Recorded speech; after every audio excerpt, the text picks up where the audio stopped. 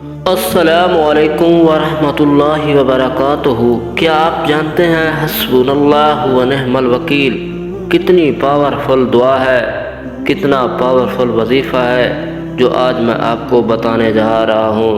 میرے بہنوں، میرے بھائیوں، میرے دوستوں، آپ نے یہ عمل لازمی کر لینا ہے۔ اگر آپ کو چاروں طرف سے مصیبتوں، پریشانیوں نے آپ کا گھیرا تنگ کیا ہوا ہے، سخت سے سخت مصیبت میں آپ ہیں، پریشان حال ہیں، تو آپ نے یہ عمل لازمی کرنا ہے۔ تو آپ اس وظیفے کو پڑھیں، اس دعا کو پڑھیں۔ اس دعا کو انبیاء کرام نے سخت پریشانی میں اور مصیبتوں میں اس دعا کو پڑھا ہے۔ میرے بھائیوں، میرے بہنوں، دوستوں، آپ بھی اس پر عمل کریں۔ حضرت عبداللہ بن عباس سے روایت ہے، بخاری شریف میں یہ حدیث ہے، حدیث نمبر ہے 4563۔ حضرت عبداللہ بن عباس فرماتے ہیں، جب حضرت ابراہیم علیہ السلام کو آگ میں ڈالا جا رہا تھا تو حضرت ابراہیم کے لیے اللہ تعالیٰ نے اس آگ کو گلزار بنا دیا، ٹھنڈا کر دیا حضرت ابراہیم علیہ السلام کے لیے۔ حضرت عبداللہ بن عباس سے روایت ہے کہ حضور نبی کریم صلی اللہ علیہ وسلم کو کسی نے خبر دی کہ قریش ایک بہت بڑا لشکر لے کر آ رہا ہے، وہ آپ کے اوپر حملہ آور ہو سکتے ہیں۔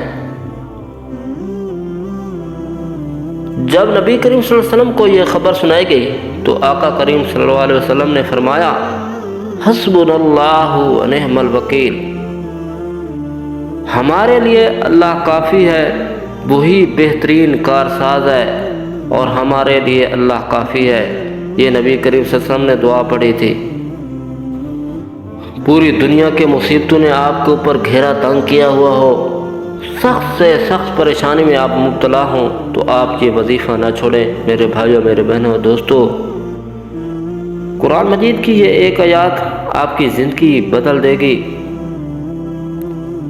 یہ آیات سورۃ العمران کا 173 کا آخری حصہ ہے، حسبنا اللہ و نعم الوکیل، جو آپ نے کرنا ہے۔ کتنا خوبصورت ترجمہ ہے اس کا، ہمارے لیے اللہ کافی ہے، وہ بہترین کارساز ہے، بہترین کام بنانے والا ہے۔ اس دعا کو آپ معمولی نہ سمجھیں اور اس کا مقبول بنا لیں، انشاءاللہ آپ کی مصیبتیں، پریشانیاں دور ہو جائیں گی۔